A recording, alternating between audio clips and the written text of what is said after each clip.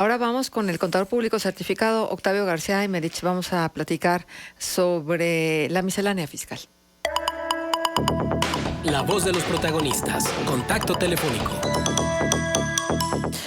Octavio, muchísimas gracias por estar con nosotros. Es un gusto tenerte acá como consultor en negocios, miembro de la Comisión Fiscal del Colegio de Contadores Públicos de La Laguna, como contador público certificado y un profesionista siempre actualizado en materia fiscal.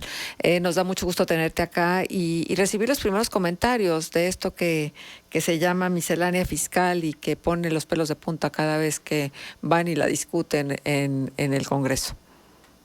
Muy buenos días, Marcela, Manuel, Arturo. Pues ya me dejaron muy poco tema. Los he estado escuchando desde el inicio del programa y han abordado muchos de los puntos que tiene esta reforma fiscal, que dicho sea de paso, pues todavía hoy hay discusión particular de muchas reservas que se dejaron, pero pues con la planadora que ha demostrado el gobierno, seguramente pocas de ellas serán aceptadas y la reforma será o se publicará en los términos que fue aprobada ayer, aunque falta el Senado, y ahí puede haber algunos cambios, aunque creemos que menores. Primero, abordaban ustedes, Marcela, lo relativo, a esto de los autos chocolate. Ya lo hicieron con amplitud. Aquí yo señalaría primero que efectivamente, pues como lo comentaba Lambda, esto es un premio a las mafias criminales y burocracia corrupta que lo ejecutan y lo toleran. ¿Por qué? Pues como decían hace un momento, ¿quién va a impedir que sigan entrando este tipo de automóviles? Y aun cuando va a haber un decreto, ayer se publicó un acuerdo en la edición vespertina del Diario Oficial de la Federación en relación a este tema, pero al regularizarse estos automóviles, seguramente pues va a seguir internándose al país este tipo de vehículos mientras las autoridades no apliquen ampliamente la ley. Aquí señalar, Marcela, que quien importe ilegalmente un vehículo se hace acreedor a una multa del 100% del valor comercial del vehículo, adicionalmente que el vehículo pasa al fisco.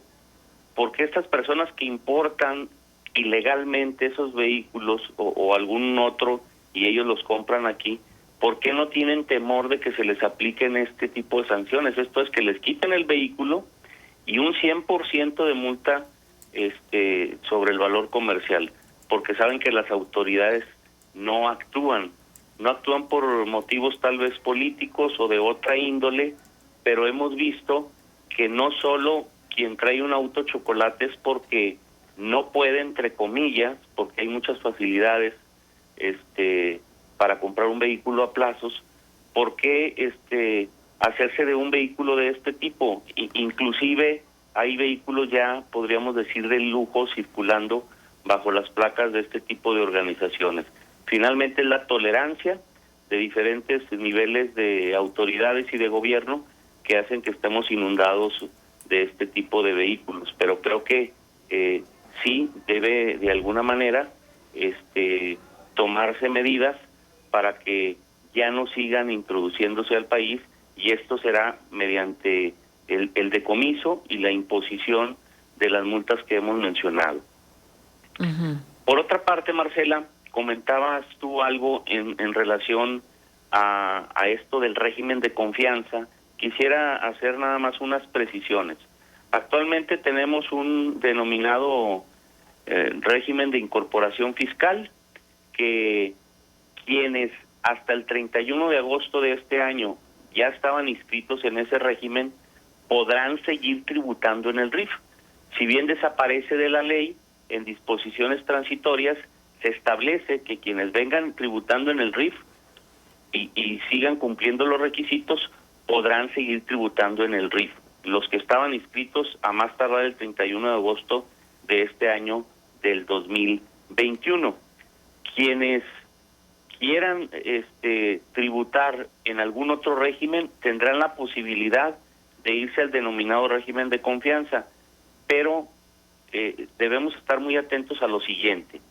Este régimen de confianza, que se ha dicho que no necesitas un contador, que simplemente vas a pagar entre el 1 y el 2.5% de impuestos sobre la renta, efectivamente el cálculo es lo que podríamos decir es más sencillo, pero en lugar de aplicar una tabla, vas a aplicar un porcentaje directo. Nada más eso cambia porque estás obligado a llevar contabilidad. Estás obligado a pagar el impuesto al valor agregado al 100%, lo que los RIF no se colocan en esta situación. Ellos pagan solo una parte, porque tienen un subsidio, solo pagan una parte del IVA. El impuesto especial sobre producción y servicios lo tienes que pagar también al 100%.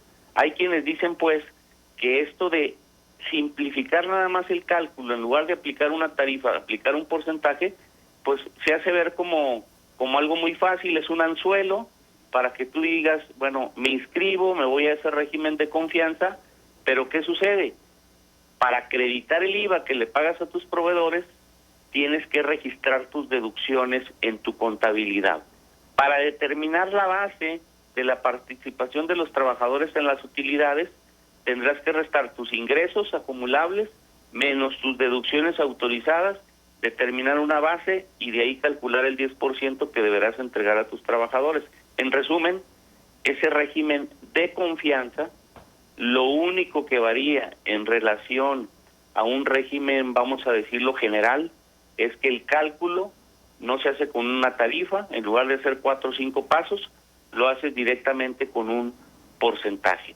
Aquí habrá que evaluar cada caso en particular para ver si me conviene estar en este régimen de confianza o en un régimen normal, ya sea de actividades profesionales o de arrendamiento, por ejemplo, de inmuebles. Cada caso en particular tendrá sus situaciones que nos harán decidir irnos a un régimen o irnos a otro régimen. Comentaban también, Marcela, lo relacionado con los donativos. Efectivamente, prevalece la propuesta de limitar los donativos y de esta forma limitar las cantidades que se entregan a sociedades civiles que en su mayoría realizan labores muy importantes que el gobierno debería de alguna manera de realizar y que hemos visto la carencia de ciertas cosas del actual gobierno, cómo ha destinado muchos de sus recursos a sus obras que considera muy importantes. La suma de tus deducciones personales más los donativos no deberán de rebasar alrededor de los 163,000 pesos anuales. ¿Qué sucede actualmente? Que tenemos un límite para deducciones personales hasta 163,000, pero los donativos no entran en esa canasta. La limitante de los donativos, te dicen, podrá ser hasta el 7% de tus ingresos o utilidad del que declaraste en el ejercicio inmediato anterior. Entonces, trae una limitante que no entra en esta canasta de los 163,000 pesos.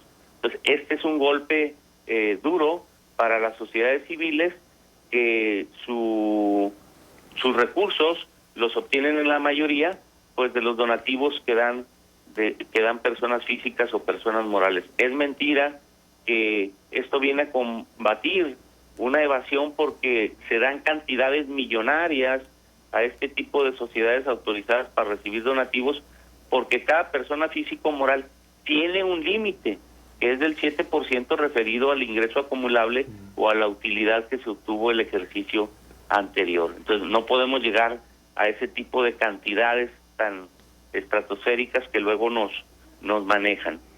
Luego también la miscelánea fiscal contempla pues una persecución vía penal, porque la mayoría de los delitos fiscales ya los correlacionan o les dan el sesgo de que tendrás que ir a una vía penal para efectos de que el fisco considere que has cometido una falta y pretenda cobrarte los impuestos que desde el punto de vista de él tú tú debas.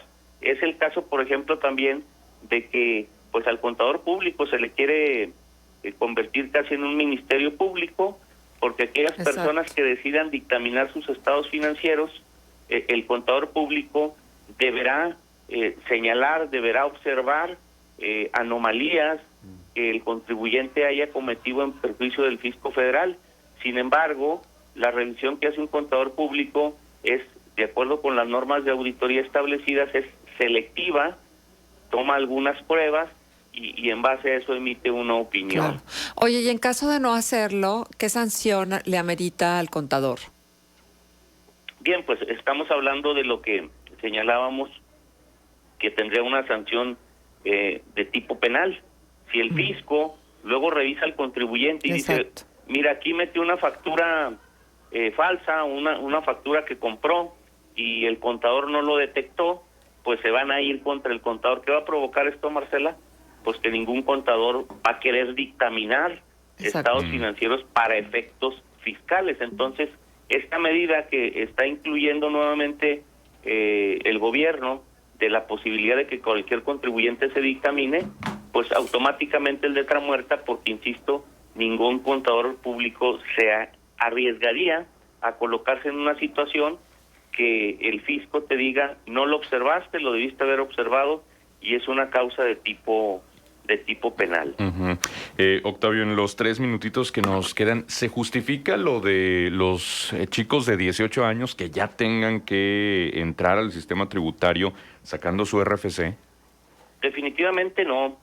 Desde mi punto de vista, lo que señalan, la fundamentación que es para evitar la suplantación de identidad, pues esa se da, cuentes con un RFC o no cuentes, o tal vez es más peligroso inclusive si cuentas con un RFC. Hemos visto muchos casos en la práctica, en la realidad, donde a personas, ya sea su pasaporte o su IFE, etcétera, se los clonan y suplantan su identidad para tramitar créditos, hacer ciertas operaciones, etcétera. Entonces yo creo que esto es un control desmedido, se excede el gobierno en querer que se registren las personas físicas, aunque no reciban ningún ingreso, cuando tengan ya más de 18 años. Octavio, te saludo con mucho gusto.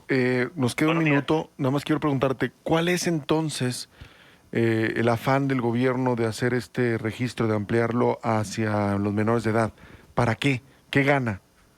Bueno, con certeza no sabría yo el motivo, pero sí nos suena a mayor control de todas las personas físicas, de todos nosotros, porque, insisto, lo que ellos dan como justificación, que es para evitar la suplantación de identidad, tú lo sabes, lo sabemos todos, no se logra de esta manera, porque ya se da, inclusive en personas que no se encuentran inscritas en el Registro Federal de Contribuyentes. Considero que es un exceso. Ya. Muy bien. Pues muchísimas gracias, Octavio. Sabemos que nos quedamos como en la orillita apenas de todo lo que significa la miscelánea fiscal, y sobre todo porque hay 370 situaciones que tienen que revisarse y sabemos que hay mucho más que platicar. Lo haremos con puntualidad en otro momento. Agradezco mucho el espacio, que pasen muy bonito día. También tú, Octavio, Gracias, muchas Octavio. gracias. Son las 8:48. Vamos a hacer pausa comercial y regresamos. Contextos. El programa líder en la radio hablada en La Laguna.